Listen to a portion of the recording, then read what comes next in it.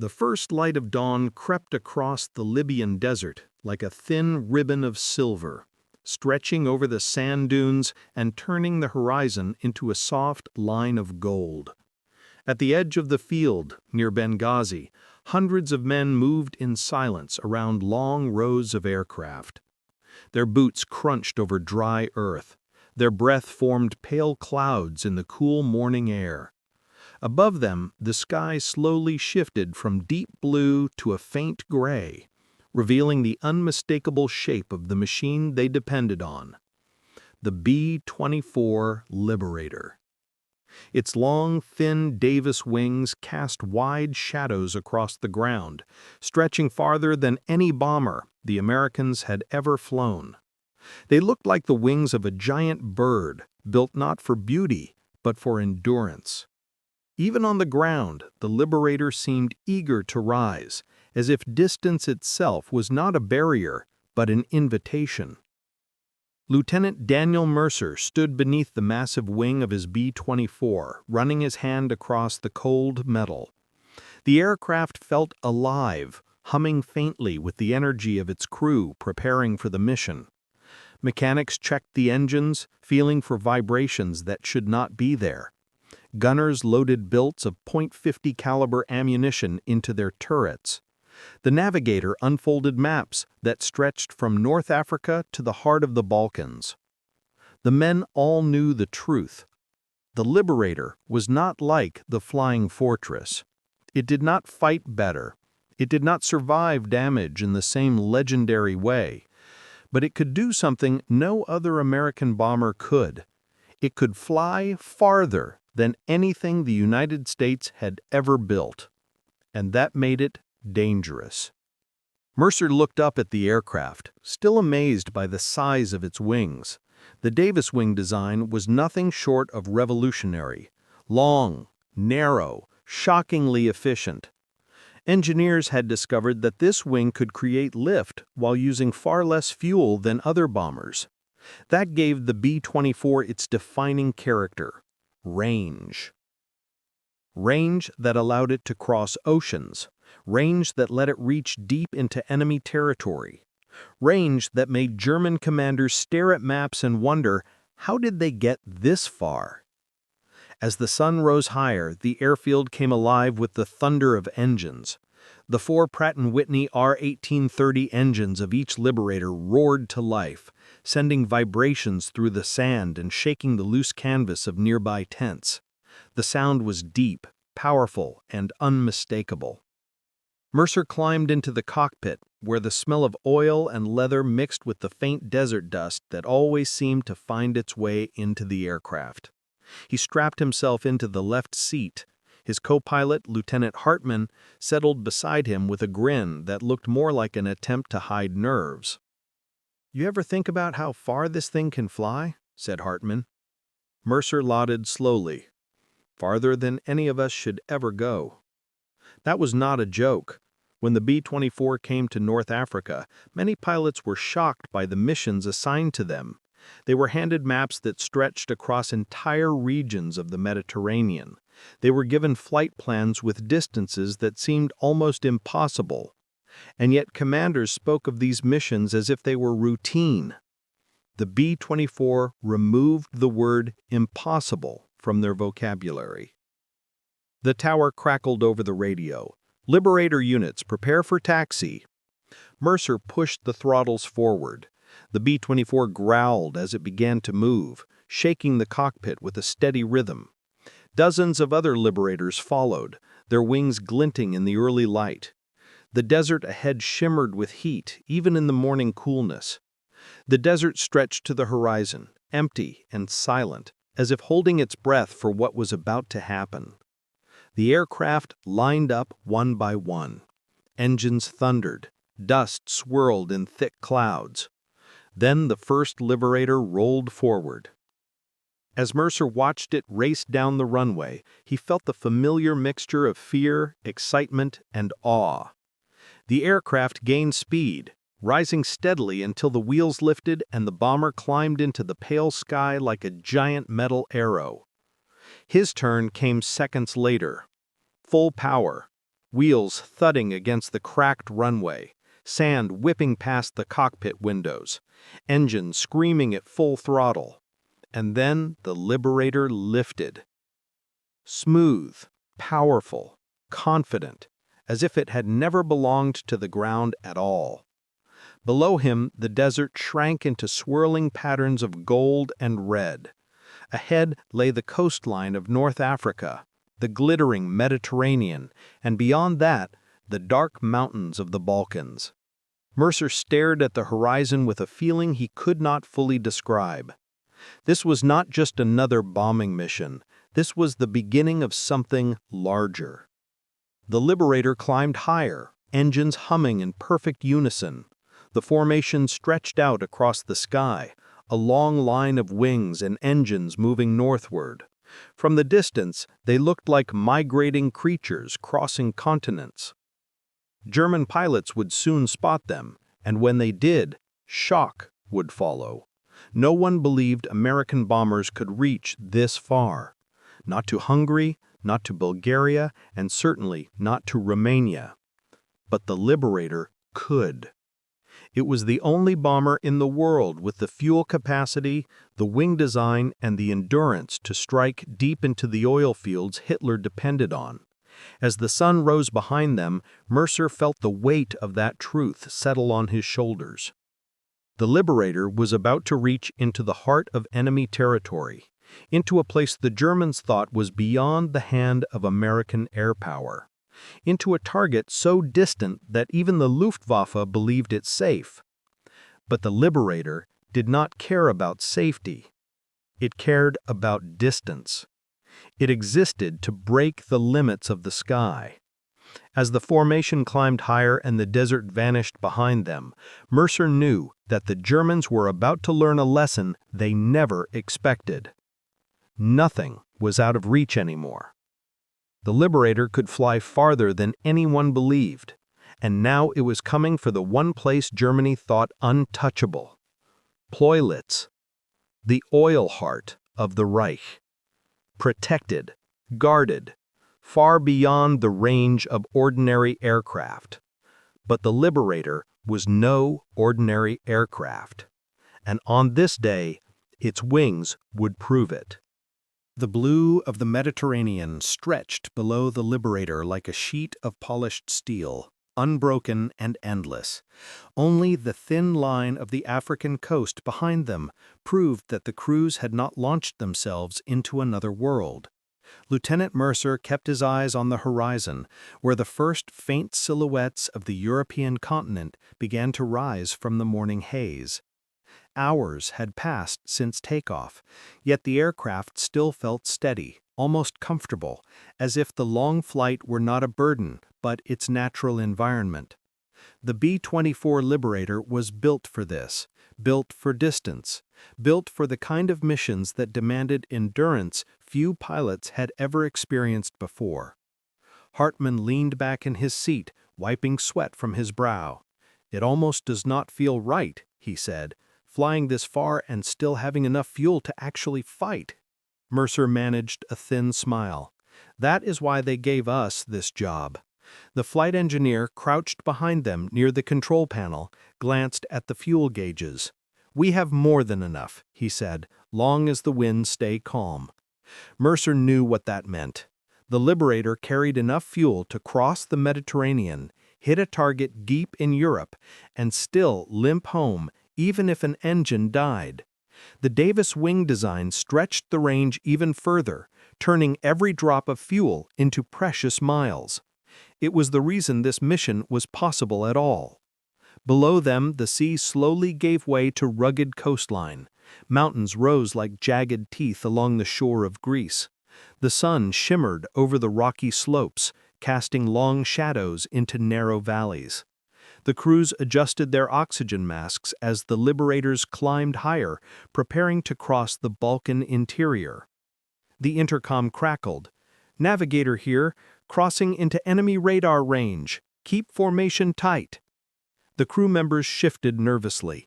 They all knew the next few hours would decide everything. Up to this point, they had been ghosts gliding over empty sea.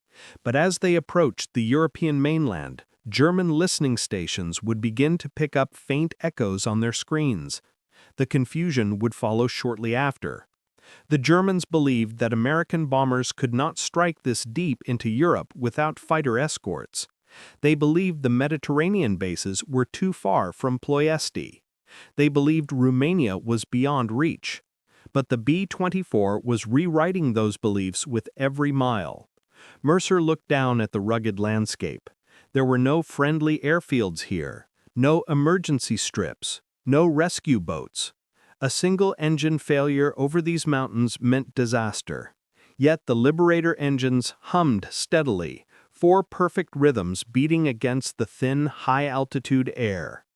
The radio operator spoke quietly. Picking up German chatter, they know someone is out here, but they are not sure how far. Mercer felt a thrill in his chest.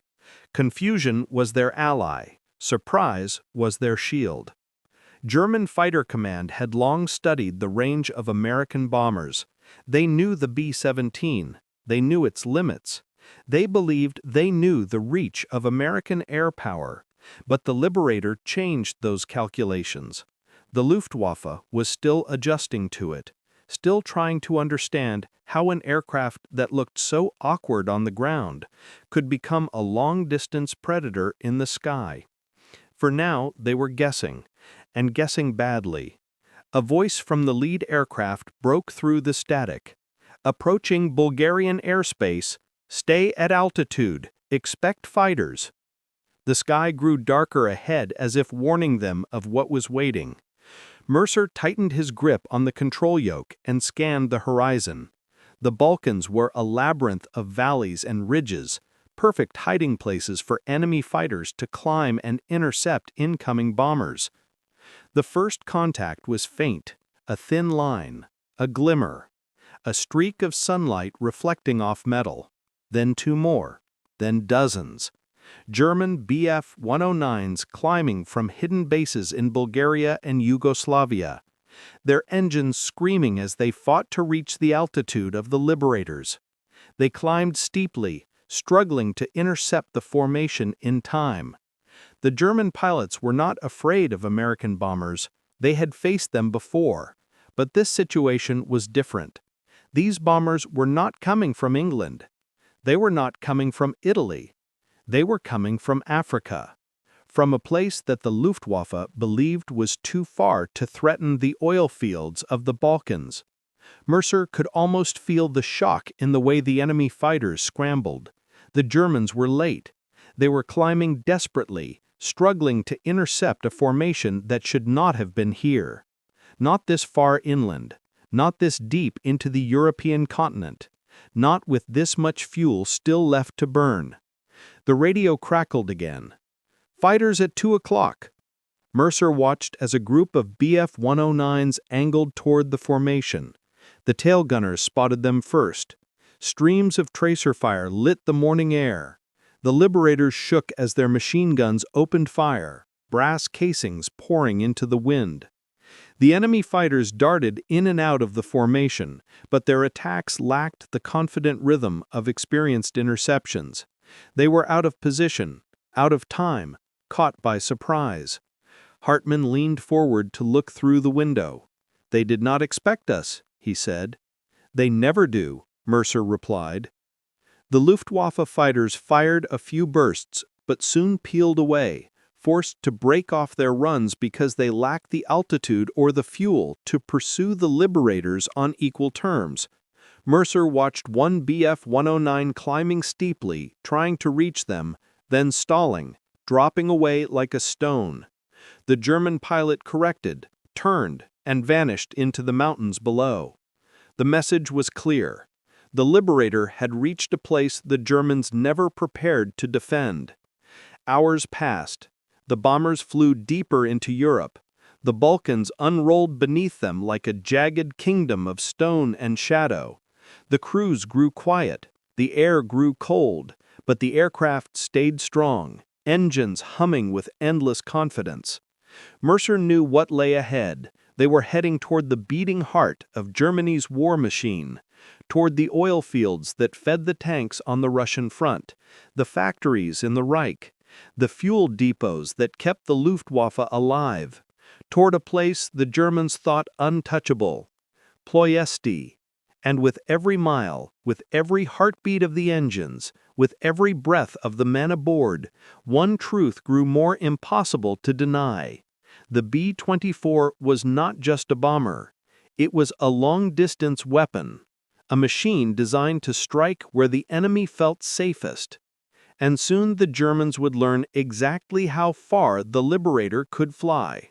The morning sun was high over the Balkans by the time the Liberators reached the final stretch of their long journey. The distant outline of Romania shimmered beneath the haze, a land of fields, low hills, and, most important of all, oil. Not just any oil, but the heart of Hitler's supply line, the massive refinery complex of Ploiesti. Lieutenant Mercer looked down at his map, then up at the horizon. Even from this distance, he could see faint plumes of smoke rising from industrial stacks. The sight tightened something in his chest. They were close now. Too close for nerves, too far for comfort. He switched to the intercom. "All stations, get ready. We are entering the approach corridor." The crew responded with clipped voices. The gunners checked their belts. The bombardier tightened his harness. The radio operator secured loose equipment. Everyone knew the weeks of training had led to this moment. Tidal wave. A mission so ambitious, so dangerous, that even seasoned commanders had questioned whether it could succeed. But the B-24 Liberator was the only aircraft capable of reaching Ploiesti from North Africa. No other bomber had the range. No other machine could fly that far, strike that deep, and return across the mountains and the sea. And today, 177 Liberators were about to prove it. The formation dropped lower. They were no longer flying at high altitude. This mission demanded something different, something insane. Low-level bombing. Flying so low they could see rooftops. So low trees brushed their bomb bay doors. So low that the entire city of Ploiesti would be within arm's reach. German radar operators had already detected them, but confusion rippled through the Luftwaffe network. Bombers this far inland usually came from Italy, not Africa, and those from Italy usually approached at altitude, not skimming the earth. The Allied planners had designed it that way. Surprise, speed, shock. The Liberators descended even lower, nearly touching the tops of wheat fields. The engines thundered across the countryside, shaking windows in distant villages. Farmers dropped their tools and stared as hundreds of bombers swept over them like an iron storm. Inside the cockpit, Mercer felt sweat roll down his back. Flying at this altitude was nothing like the calm endurance of long-range cruising. It was a knife edge. One wrong movement and the Liberator would strike the ground and tear itself apart. Hartman gripped the window frame. "It is like threading a needle while holding a bomb," he muttered. Mercer kept his eyes ahead. The refinery complex was growing larger, a cluster of pipes, tanks, smokestacks, and brick towers sprawling across miles of open terrain. Smoke hung over the city like a dark shroud. Even at a distance, the heat rising from the burning fuel was visible. The intercom crackled. "Flak positions dead ahead." Mercer saw them. Dozens of anti-aircraft guns camouflaged in fields and hidden among buildings. The Germans had expected an attack at some point. They had built Ploiesti into a fortress of fire. But they had not expected low-level bombers coming from the deserts of Africa. Not like this. The first flak bursts erupted in front of the formation. Not high-altitude blossoms of black smoke, but violent eruptions at ground level, sending shards of metal upward into the paths of the incoming bombers. One Liberator in the lead group took a direct hit to the wing. The fuel tank ignited, turning the aircraft into a flaming comet that plunged straight into a field of corn. The radio operator in Mercer's crew winced. God help them. More flak erupted. The sky ahead flashed with fire and smoke. The Liberators pressed forward, engines screaming at full power. They were committed now. There was no turning back. The only path was forward, through the wall of fire. The lead group veered slightly off course. Smoke, dust, and the chaos of low-level flying had obscured the landmarks. A split-second mistake at ground level meant disaster for the entire formation. The second wave, including Mercer's aircraft, had to adjust instantly. The bombardier shouted, stay north, that is the White Tower." Mercer corrected course, banking sharply. The wings brushed treetops, scattering leaves in the blast of the propellers. The city of Ploiesti opened before them like a maze of fire.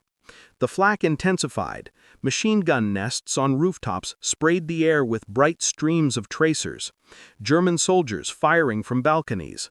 Smoke towers rising like volcanic eruptions. The noise was deafening, a mixture of explosions, gunfire, and the relentless roar of engines. Mercer shouted over the chaos, "Bomb bay doors open!" The bombardier flipped the switch. The metal doors beneath the aircraft spread apart, exposing the bombs hanging in their racks. The aircraft felt heavier, less stable, buffeted by the blasts nearby. Then they were directly over the target. The refinery complex erupted beneath them. Black smoke billowed upward as burning fuel ignited. The heat was so intense it distorted the air, making the ground ripple like waves on a furnace. Flames rose along pipelines. Storage tanks exploded. The entire landscape shook. The bombardier released the bombs. The aircraft lurched upward as the load fell away. A series of thunderous explosions followed. Mercer could feel the blast wave through the cockpit floor. Then came the worst moment. Escape. Leaving Ploiesti required climbing through the densest fire of the entire mission. German gunners had recovered from the surprise. They unleashed everything. Flak guns, machine guns, even rifles and pistols fired upward from rooftops. A Liberator ahead of Mercer took a hit to the nose. The cockpit exploded in a burst of flame. The aircraft nosed into the refinery and vanished in a cloud of smoke. Another bomber lost a wing and spiraled into the ground. Hartmann shouted, "Keep her steady! Keep her steady!" Mercer kept his hands firm on the controls. The aircraft shook violently as debris and flak struck the fuselage. The right engine coughed smoke but kept spinning. The tail gunner shouted that the horizontal stabilizer had been hit. Still, the aircraft climbed. Still, the wings held. Still, the Liberator pressed north, leaving the burning city behind them. The crew breathed for the first time in minutes, but no one spoke of relief. They all knew the truth. They had survived the inferno. But the hardest part was still to come. They were more than 1,000 kilometers from home, over enemy territory, damaged, tired, running out of fuel, no escorts, no mercy. This was the longest return flight in the war, and the Liberator, wounded but still alive, turned west. Its job in Ploiesti was finished, but its fight for survival had only just begun. The landscape of Romania fell away behind them in a haze of black smoke and burning fuel as Lieutenant Mercer guided the damaged Liberator northwest, away from the inferno of Ploiesti. The aircraft shuddered with every gust of wind. The right engine spat dark trails behind it, vibrating through the cockpit floor with a steady, unsettling rhythm. The smell of burning oil drifted inside. No one spoke for nearly a minute, not because there was nothing to say, but because the men were trying to understand a harsh truth. They were hurt, deeply hurt, and they were still more than 1,000 kilometers from safety. The intercom crackled. "Top turret to cockpit, you should see the tail. It does not look good." Mercer swallowed. "How bad?" There was a pause. "Bad enough that we better not touch anything too hard." Mercer did not need more detail. He could feel the aircraft listing slightly, its tail fighting to stay aligned. The flak around Ploiesti had torn into them at point-blank range. He could picture the stabilizer riddled with holes, pieces of metal hanging loose, cables fraying like thin strands of rope. Hartmann glanced at the fuel gauges. "We burned more fuel than we should have," he said quietly. Low-level flying chewed through a lot. Mercer nodded. They all knew what that meant. Reaching North Africa was no longer guaranteed. Even reaching friendly areas of Greece or the Mediterranean islands would be a victory. The intercom crackled. "Picking up German transmissions, they are searching for survivors from the refineries, but they also know we are trying to escape." Mercer stared ahead. The horizon seemed endless. Miles of enemy airspace, mountains, coastal guns, patrol fighters, and the always present risk of fatal mechanical failure. He took a slow breath. "We keep going west. No turning, no altitude change unless it saves us." Behind him, the bombardier laughed softly. "Saves us from what? Everything out there wants us dead." The laugh was humorless, nervous, real. The Liberators flew in scattered groups now. Some had been shot down, some had fled in other directions. Others limped west in small clusters, trailing smoke, their gunners scanning the skies for incoming fighters. The mountains approached first, rising like jagged teeth beneath the aircraft. The Liberator struggled to climb. The damaged engine coughed again, sputtering dangerously, before settling into a weak but steady beat. "Come on, girl," Mercer whispered. "You have already survived hell. Do not give up now." The aircraft crept upward, climbing inch by inch. The mountains grew closer. Shadows stretched across the slopes like fingers trying to claw them down. The engines roared in defiance. The Liberator cleared the ridge by what felt like meters. The crew exhaled as one. But their relief lasted only seconds. "Fighters, 6 o'clock high!" The tail gunner shouted the warning. Mercer glanced into the mirror mounted near the cockpit. Distant silver specks glinted in the sunlight. German fighters, Bf-109s, maybe a few twin-engine Bf-110s. Hartmann swore under his breath. "Guess they don't want to let us leave."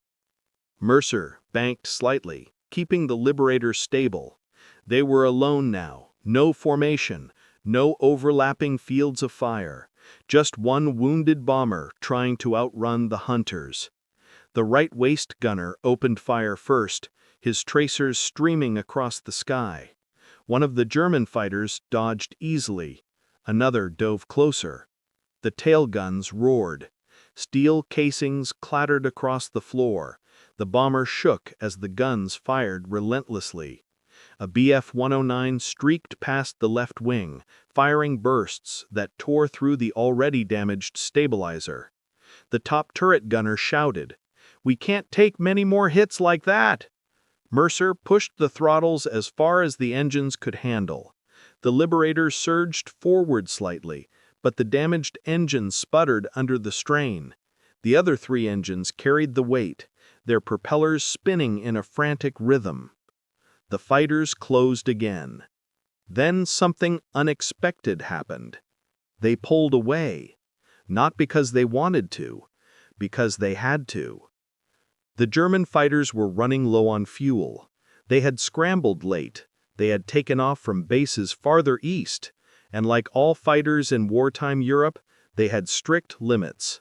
Mercer watched them turn back toward the mountains. He did not celebrate. He knew the threats were not over. Hours passed. The sun dropped lower, casting long shadows across the Balkan landscape. The Liberator crossed into Greek airspace. The terrain shifted from mountains to rolling hills. The coastline finally appeared, a thin shining line on the horizon. The radio operator spoke next. "We could try for Crete, or maybe Cyprus, Turkey if we can't hold altitude." Mercer considered it. Turkey was neutral, and many damaged bombers had gone there. But their aircraft was still flying. Barely, but flying. "We go west. As long as we have fuel, we keep moving." They passed over the Aegean Sea. Small islands dotted the water below. The bomber descended slightly as the wounded engine lost more power. The flight engineer checked the gauges again. "We have about 30 minutes of fuel in number 3, maybe 40. After that, she's dead weight." Mercer nodded. "Prepare to feather it if we have to." The sky turned orange. The sea reflected the fire of the setting sun. The Liberator flew lower now, skimming the tops of fading daylight. A sudden jolt shook the aircraft. "We lost pressure in the fuel line." The engineer scrambled to reroute the flow, but his voice carried the truth. "We are leaking. Bad. We won't make Benghazi." Mercer studied the chart, calculated silently, looked again at the remaining fuel. "We aim for the nearest Allied-held island, Corfu." Hartman frowned. "We might not reach it." Mercer kept his voice steady. "We don't have another choice." The bomber limped forward, bleeding fuel, bleeding speed, losing altitude inch by inch. The coastline appeared again in the twilight, faint but real. "Come on, girl," Mercer whispered again. "Just a little more." The radio operator saw it first. "Land! Dead ahead!" The runway on Corfu was crude, short, barely enough for a healthy Liberator. Mercer leveled the aircraft, dropping the landing gear. Warning lights flashed. "Gear 2 not locked." No time. He lowered the flaps. The Liberator shook violently. Alarms buzzed. The wounded engine sputtered one last time, and then died with a low groan. The bomber dropped, slammed into the runway, bounced once, and then slid hard across the dirt. Sparks flew, metal screeched. The aircraft skidded to a stop in a cloud of dust. Silence. Then breathing. Then laughter. Weak, exhausted, disbelieving. They had made it. Mercer unclipped his harness, hands shaking. "We flew to hell and somehow came back." Outside, the Liberator sat smoking on the ground. One wing bent, the tail shredded, its engines hissing steam. She had carried them across the sea, over mountains, through fire, through fighters, through fuel leaks. She had no right to survive, but she did. Because the Liberator was not just a bomber. It was a long-distance survivor, a machine designed to do the impossible. Tomorrow, the Germans would ask the same question they always asked. How far can the Liberator fly? And tomorrow, the answer would be the same. Farther than anyone believes. The sun was setting over Corfu when the last of the surviving Liberators limped into view, each one a battered silhouette against the orange glow of the horizon. Lieutenant Mercer stood on the dusty strip beside the wrecked remains of his own aircraft, watching the sky as if the next bomber might fall apart before reaching the coastline. Rescue crews rushed across the field whenever a new shape appeared above the trees. Most of the aircraft that returned were damaged, some barely held together. A few crashed short of the runway. But they had come back. From Africa to Romania, and then all the way home again. That distance alone was something German pilots had not believed possible. But the B24 Liberator did not care what anyone believed. It cared only about the next horizon. And it had crossed more of them than any bomber in the war. Mercer wiped dust from his eyes as another B-24 approached. Its left wheel refused to lock. The pilot held the aircraft up with one wing until the last possible moment. When it finally touched down, the Liberator skidded and spun, kicking up clouds of dirt until it came to a trembling stop. Ground crews sprinted toward it. Hartman stood beside Mercer, arms crossed tightly. "How many do you think are still out there?" he asked quietly. Mercer did not answer. Some Liberators had turned toward Turkey, some toward Crete, others had ditched in the sea. The mission had scattered them across half the Mediterranean. But each mile flown proved the same point. No target was too far. No enemy too distant. No border too deep. Because the B-24 Liberator lived in the space between the impossible and the achieved. As night settled across the field, the crews huddled around lanterns, bandaging wounds, cleaning weapons, and retelling the events of the day. But their voices always circled back to the same feeling: awe. The navigator from another crew shook his head slowly as he stared at the stars. "We flew from Africa to Romania and back," he said. "That is like crossing a continent twice and still having something left in the tanks." A waist gunner lifted a canteen, hand trembling. Nobody in the Luftwaffe saw that coming. Mercer listened quietly. He could still picture the German fighters scrambling late, struggling to intercept bombers that should not have been anywhere near their airspace. The look of surprise on their faces had almost been visible through the canopy glass.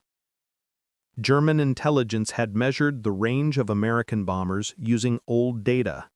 They assumed the Americans relied on B-17s. They assumed long-range raids were impossible. They assumed Ploiesti was safe behind distance itself. But assumptions meant nothing in war. Distance was only a wall until the Liberator broke through it. Mercer thought back to the long, thin Davis rings that gave the B-24 its impossible reach. Engineers once called them strange, fragile, too flexible. Pilots joked that they looked like they belonged on a glider. But the moment those wings sliced through the air at high altitude, they made the impossible possible. The engineer from Mercer's crew sat down beside him, rubbing sore shoulders. "Most planes are built to fight," he said.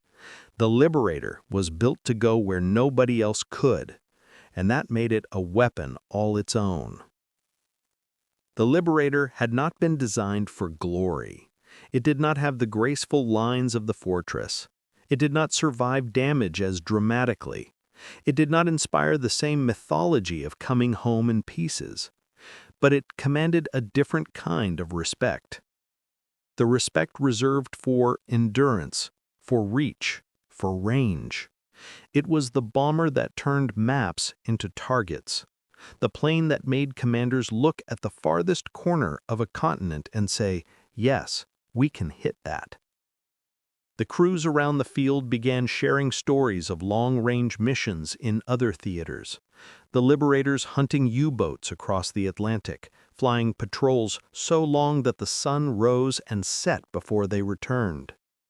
The Liberators dropping supplies into Burma, threading through monsoon clouds and mountain passes. The Liberators flying the long, brutal haul from northern Australia toward the Japanese strongholds of the Pacific. Every story carried the same theme. The B-24 did not stop, did not tire, did not turn back. It pushed farther than anyone thought a bomber could go. Hartman sat down beside Mercer and looked at the dark outline of their wrecked aircraft. Holes peppered the fuselage. One propeller was bent. The tail sat at an angle that made the bomber look like a wounded bird. But even wounded, it had flown hundreds of miles. Hartman spoke softly. "We got hit, burned, chased, lost an engine, lost fuel, lost altitude. But we did not lose the plane." Mercer nodded. "She carried us home." That was the heart of the Liberator's legend. It was not just the distance it could fly, but the determination with which it did it. 1,000 kilometers of danger did not frighten it. Oceans did not intimidate it. Mountains did not slow it. Even enemy fighters, late and confused, could not stop it from reaching places the Axis considered untouchable. An older crew chief approached, wiping grease from his hands. "You boys know what the Germans call planes like this?" Mercer shook his head. He smiled. "Ghosts of the long sky." Hartman frowned. "Why that name?" "Because they show up where no plane should be, and then they disappear before anyone can understand how they got there. Mercer looked up at the stars again, feeling the weight of those words. The Liberator had made Ploiesti vulnerable. It had shown the Germans that distance was no protection. It had stretched the battlefield across continents, turning geography into a trap instead of a shield. The missions would continue. The distances would grow. The Liberators would roam from Africa to Europe, from England to the Atlantic, from Australia to the deep Pacific. And every time they appeared over a new horizon, German pilots would ask the same question: how did they reach us? The answer was simple. The B-24 did not respect borders. It did not respect distance. It did not respect the limits of maps. It only respected the horizon, and each horizon led to another. As Mercer stood in the dim glow of the lantern light, listening to the distant sound of another Liberator engine sputtering on its final approach, he understood the lasting truth of the aircraft he had flown through fire and across an entire continent. The Liberator did not just break records. It broke distance itself. And that was why long after the war ended, long after the last mission was flown, the legend of the B-24 endured. Because it was the bomber that proved one thing beyond doubt.